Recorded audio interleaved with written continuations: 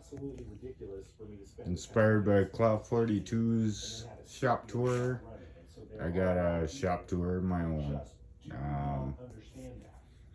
But Do a lot of stuff out here. I work on things out Comment I enjoy it. every time I'm asked to, Don't have to earn and when it's relevant. because the whole shop is I got a money to pay for this machine came whole bunch of stuff in here. other projects that are already completed in the past. Planning on make this one a short one, but I don't know what it'll end up being. But I'm not in a situation where the machine has to earn its keep or it has to go out the door. So this is a lot of tools in here. I am still working on it. I did just pick up comfort control, lubrication system. You can see this is parts. I paid for this. It's not sponsored at all. It's just something that I thought would be interesting. Most recently, I've been into heat treat. Because as you can see, this really working on some parts right now. Any kind of drainage. Fix that at some point in the future. Alignment bars for some tin knocker friends. Even a mist coolant that's going to gotta get them done by morning. That's going to accumulate. Or Santa won't come. Down onto the list of cabinet. I'll figure it out. Practiced on those parts. So I wanted to try a minimum quantity. They're for guys I work with. So that's what I got there. Custom transfer punches and alignment bars.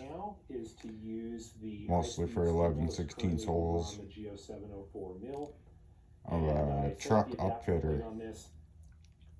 I've also been having some conversations with a company in Germany that has been got the computer set up. Watch all you guys. I'm sure you know the one I'm talking about. And I talking got about whether one of their spindles might be a better fit. Mill all set up. Nothing This thing is nice and tight. Yet on that, which is why you haven't seen anything. I will can get back to this project. It's just a matter again. Make parts really fast with it. It's a matter of my interest. Clearly, you can see I make some plastic parts. Got a bunch of dividing plates. I don't know what to do with.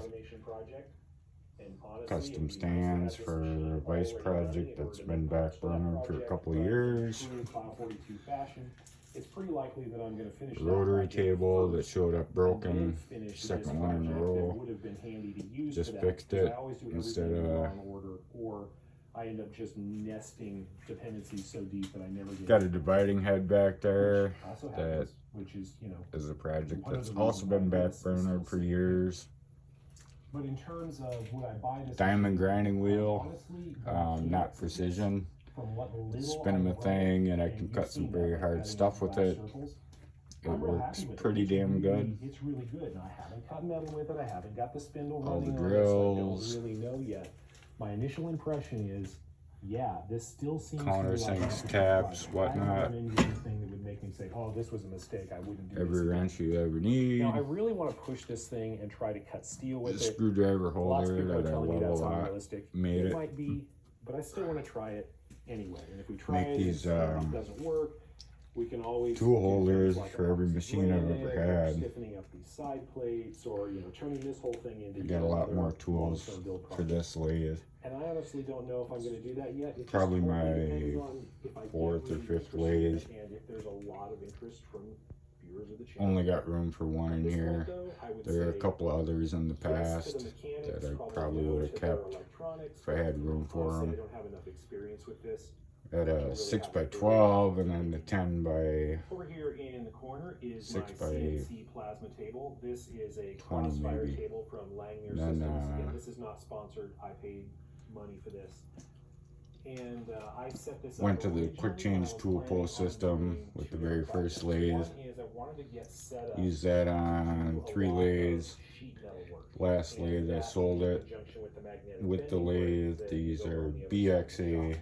And I've done some work with that. Had the AXA. Plasma cutting of NEMA enclosures. But the purpose of this video is short work of 1/4 inch steel plate. I got a lot of holding solutions that you may want to know about for different tools here.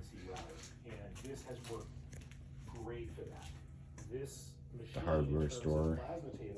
Never got the thing I need. Got the Forge very recently. It's alright.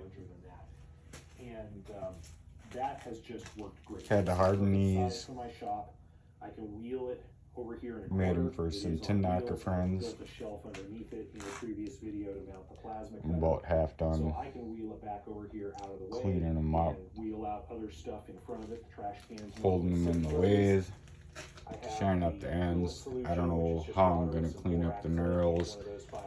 Gonna put them in the toaster oven at 400 degrees for about 2 to 4 hours. Perfect for my shop. I would definitely buy this again if I thought I was going to do a lot. Used to have the wood burner in here. Switch to the pellet stove. It's a lot more convenient. I don't have access to free wood, so I had a wood guy that sold $10 squares, and I could pick up like a couple weeks worth of wood, and then he stopped filling the squares, so I don't know where I was gonna get good wood from. I don't know where I'm gonna get good pellets from locally. Gotta drive hour and a half round trip to get the good pellets. So the hardware store pellets, Lowe's, Home Depot, Menardos, those pellets suck. They're from Fleet Farm. Never go there again. I got the Mr. Heater if it's really cold and want to heat it up real quick, but the air ends up really moist to the point where I have to worry about flash resting on the equipment. But I keep the equipment probably around 50 degrees most of the winter. That prevents rust. But I got all kinds of oils and whatnot. If it was gonna get cold for a long time in the winter, I'd spray the shit out of all my stuff. Believe it or not, the entire house, including the garage, is run Got this nice wire wheel. I made about 3 belt grinders from scratch, but I like this one better. I got a 1x42 belt on it right now, but it takes 1 or 2. I modified it so it could take the 2-inch belts. Made the pulleys because aluminum pulleys is what it should have had in the first place. It's track's pretty nice and straight.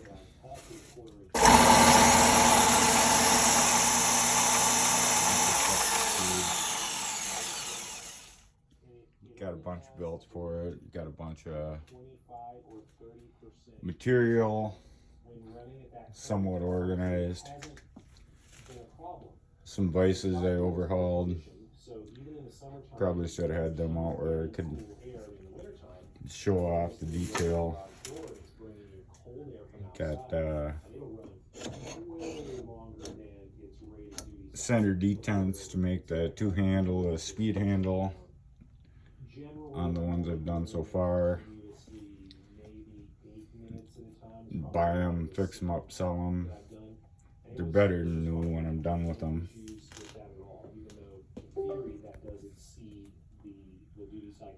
Ah, the coolant. Emulsified oil, that's the best. Works great on aluminum.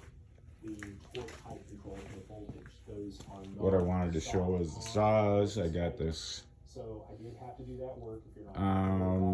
Had this for probably longer than Blondie's been doing her videos.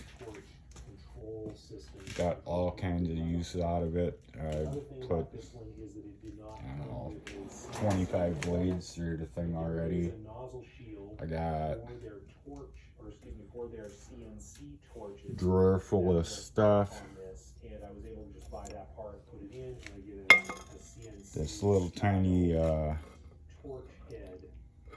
vise I use on here all the time. Grab a screw, hold it upside down, cut the end off it, make it the right length for blind holes and whatnot. A little bit bigger vise.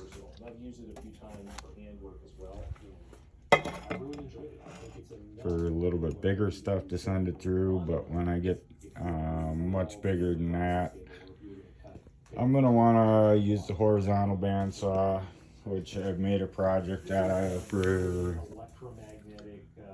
I don't know, the last 2 months or so. I got the auto stop on it now. When it closes, I don't have to be there to shut it off. This is a reliable saw. I got it all kind of tricked out. It's a 6x6, I think.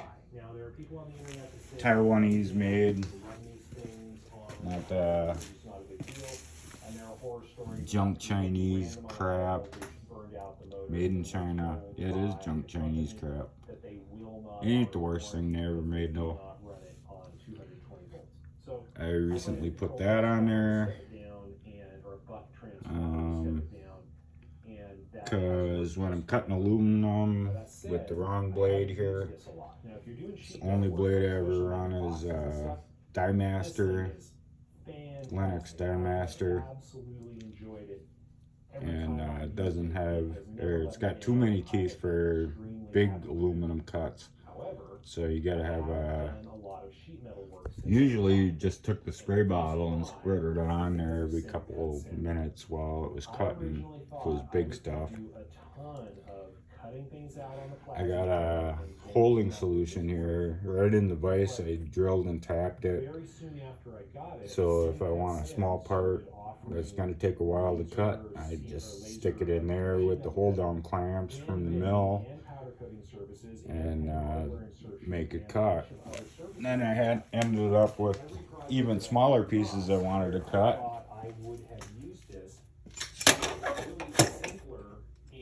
So I made this pallet setup.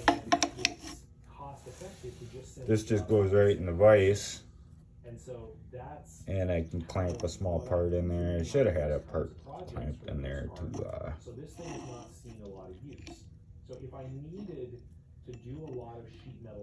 so for a very small part, that's where it's at. And it gives my vise like 3 levels of cutting ability. Put the hydraulic down feed on it.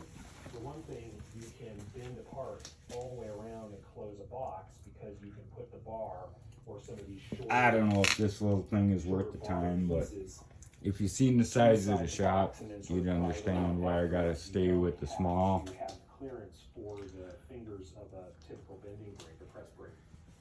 I did the project. It probably took me a year and a half.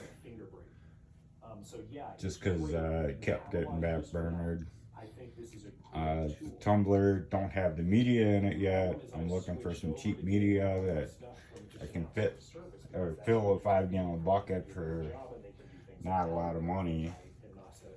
I think I'm going to hammer out some of that ceramic, get some tile from the Restore. It's a wonderful place. You gotta get there, that's all. Don't like going places. The Forge, I recommend it. I wish I would have got the 2-burner one, because the pieces that I made here today are hardened. Had to go back and forth and back and forth and back and forth to get the part glowing, soaked and glowing. It took a long time. Like, I don't know, took like 15 minutes. But I expected that I'd be able to do this. And it's about a 16-inch long part. In about 5 minutes, I was mistaken about that. If I had the 2-burner, I make also a, this is close to 5/8 diameter, and it's alignment bar. And I make an 18-inch version of it. It's all out of U-bolts from big trucks. It's 1045, and it makes a really nice alignment bar. All that was drill rod. I got the nice gold color just by putting it in that toaster oven. Is a beautiful machine, and he gets gorgeous results with it. Soaked it for, Doing sheet metal fabrication around like I said, 2 to 4 hours. Spot welds. This thing is easy. Got my daily driver vise. It works really well, and it'll run on the 30 amp circuit that I have for my Not near as nice as the vices I have for sale. So this is a really I nice machine. If I use it way too often to even consider taking it apart and redoing it. I got the thrust bearing in it, but that's about as far as I got. I gotta get my hands on a couple of more vices to do, but the ones I have for sale haven't been selling since, oh, about a year and a half. The economy got bad and just haven't been able to sell these vices. And this is actually the first welder that I bought. I had never welded before. That's actually one of I was looking for like $700. I did not take a welding class. I had them listed for more, and I had done that I did not. So I've had no formal instruction. made the jaws, made everything for all these. They got like 0 backlash. These are very quick. Just barely missed out on All sorts of jaws for them, soft jaws and the fabrication series whatnot. he stopped offering those. There's a vise that's probably too terribly worn to even consider doing a full-scale overhaul on. It's just that I started with. It's not like it's that long ago. I'm still not a good welder. I can stick things together and they stay stuck together, and that's about all I can say for it. When I started out, I had I like having all my tools at the ready and completely organized. There's a tool holder for every T-handle on there, and so I use them a lot. It'll do DC stick, and if you get the spool gun, which I got in the package, I got the tool board right by the mill. It's got everything that I need I have done that on a couple of projects. to By and use large, though, what I really wanted to do is learn to fast. that's what I had in mind. And then a whole toolbox full of This machine all the stuff that I use with the mill all the time, and I use it all the time, every day. I don't know how long ago it was. These carbide mills from Amazon ain't bad. Inverted dual voltage. And the reason I was looking at They're these two particular Speed machines Tiger. because they were both Highly recommend. class machines, but If you don't mind breaking one once in a while, 240 volt circuit. you got them in there. In the garage. You're cutting horizontal. Bigger welders or a lot of the other welders. You're cutting on the Y, you gotta lock the X. Specify that they need a larger. You're cutting on the X, you gotta lock the Y. If they just start to grab the side of the slot, you're just gonna bust them.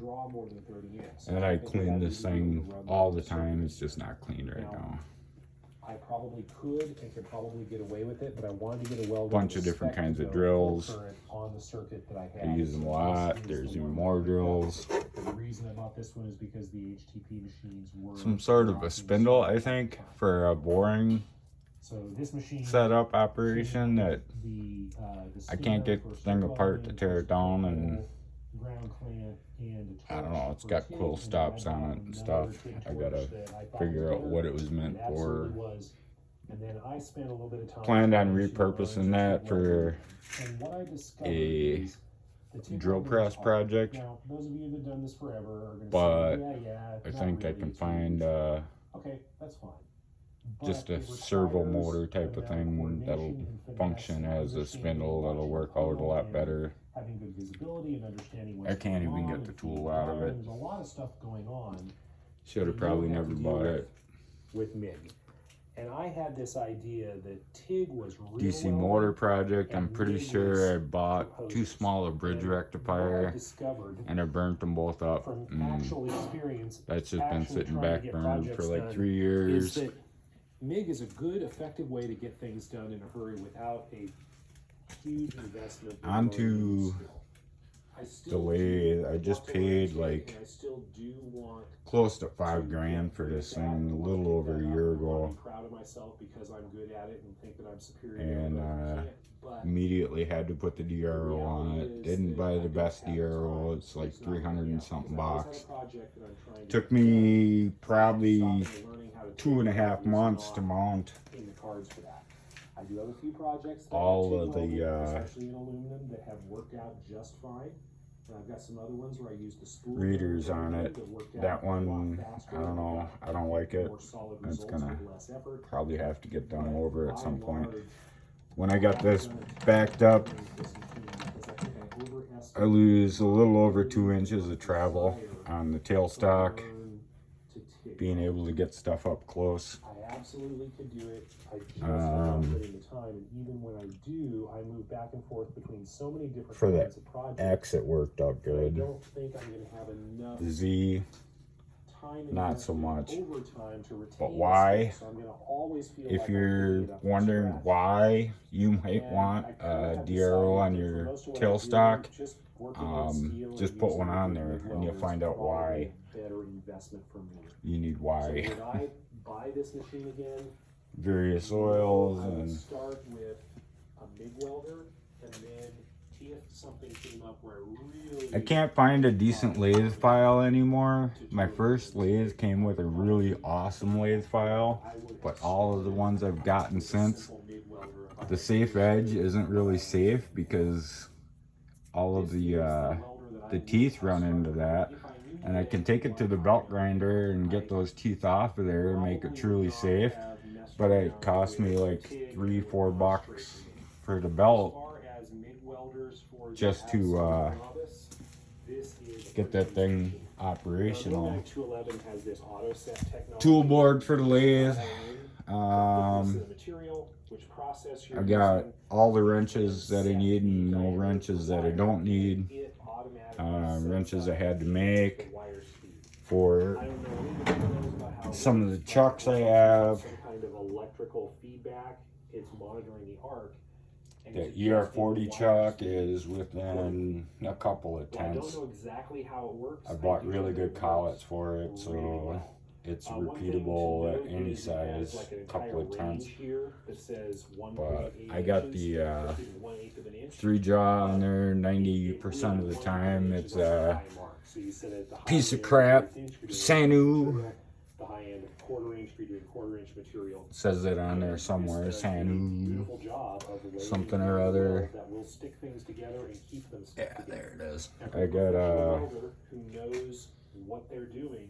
brand new. I took the thing apart, deburred it for like, I want to say 6 hours over a couple of days, because every single edge was super sharp and super bordered up from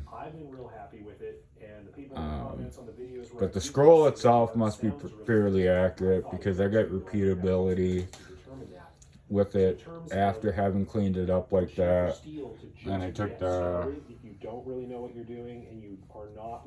don't know, it's probably I mean, it's a Hitachi this thing makes it a no-brainer. You don't have to do a lot of tuning thing just works. router with a vitrified stone in.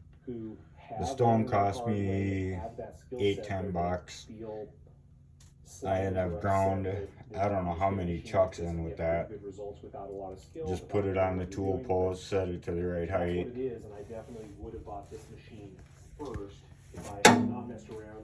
Get the chuck set up and correct pressure with the ring, and then grind it.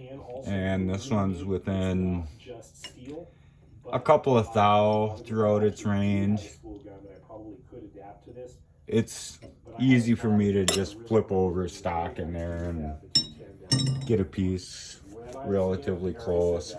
If I need high accuracy, I gotta go to the collet chuck or the 4-jaw, which has been that one's just too heavy for me to lug around all the time. Got another drawer full of all the if you've got the money. tooling. Right? If you've got the cash, this is There's not a bunch of tool holders I made, and this is at the good end. knurling tool needs to be revamped. I gotta come up with a better design. Artesian Mix got one today that I'm a little bit interested in some of it, but I think I'm gonna go for like a longer reach so that I can work bigger parts on it. I just gotta get some decent wheels before I even start it. There are lots of people who have Original fingers for the lots of problems, some imagined, some legitimate. The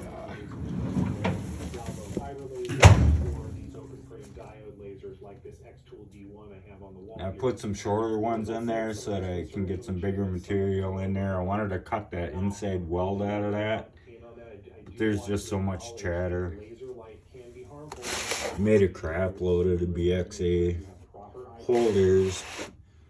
I was hoping to mount all my holders on the back of it like I did my last lathe, and it's just too much reach. I'm afraid that when it's spinning my thing in, I'm gonna reach for one, and so they ended up out here where it's safe to grab them and change out without spinning it down, but it spins up and down. It stops fast enough, so I could maybe have mounted them on the back wall, but put the one-shot oiler on the ways. I recommend doing this. It just shoots the oil in from the inside, and then that flushes out the material rather than just applying the whey oil. You got the whey oil, you put that on the ways, and it gets in there, but the oil actually pushes the material, all the shavings, into the inside. And now I've had this carriage apart probably 4 times, cleaning it out, and I've had the tailstock apart probably 3 or 4 times, cleaning it out, just because this thing gets the material inside it, and you got to get it out of there. Some of the stuff I cut is very, very hard. Obviously, the material that came off of there, very, very hard. I'll need to clean this thing before I do anything else.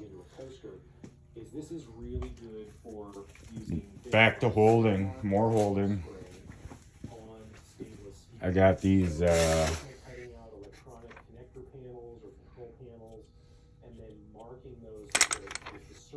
parts I made for holding just those. I don't know where I put them.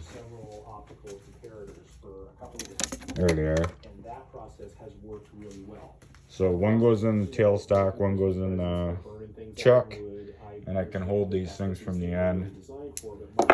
As long as I'm using the same angle, it's easy to make those. I got the compound set up at about 3 degrees, and then I cut the angle on there, and then I had to make these. Well, it's an inside bore, so you need the obverse angle to the original angle.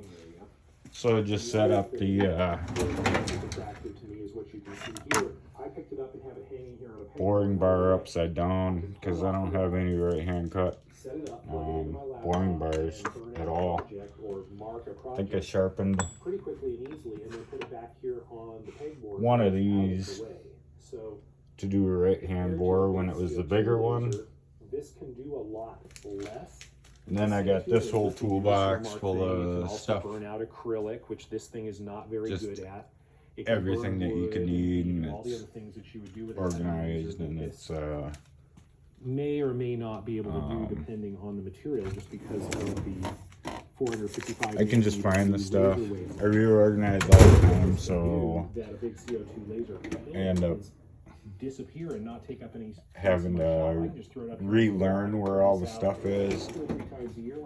Not all the stuff. I don't think that often. But when I do move something, it takes a while for me to remember. no, I really don't. All kinds of end mills Once again, I can have that this I've stuff gotten cut out, from send if I want it, some or anything places, some other tooling services that I'm not provide sure the And specific I've kind of just purpose. I want to resigned set myself up that I a don't have bore room in the shop for a that's laser cut of that magnitude, but I that'd do take have this room in down the to shop for a 7/8 laser so cutter it like fits this. in a collet. But Would I have gone out and bought something like this if I wanted very repeatedly do a bore, I've got a couple of hand tools. Made a trepanning tool. I'll tell you why. The reason is because I've seen all the and then I ended up making a bunch of other tools for it. This is a face groove I got for it.